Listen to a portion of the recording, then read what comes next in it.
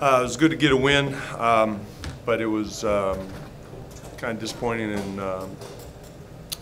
some of the things that ended up happening to get us to that point. It was good to get a win in overtime, but for us to compete for a playoff spot, we have to be more consistent with our effort. We have to be making better decisions when it matters. We can't have lulls. So, I thought Philly played a very good game.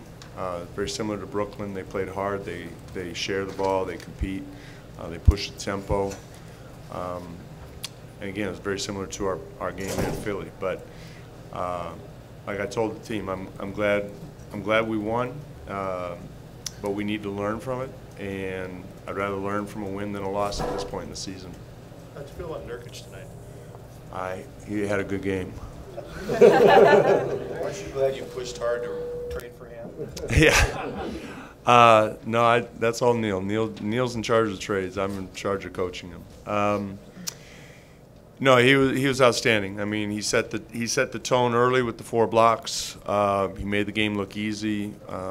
His assists, I was hoping he'd get a triple-double. He had the 8 assists early. I was hoping that we'd be able to get a triple-double out of him. But his rebounds, his presence in the paint, everything was he had an outstanding game. Do you ever recall being a part of something like this where a player comes in such a quick time and makes such an incredible impact?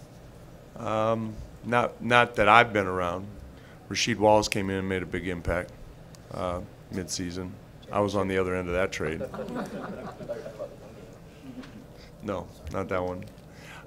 No, I mean it's certainly unusual. I think he's, as I've said before, I don't know if he can play much better than tonight statistically, but I think he's going to continue to get better.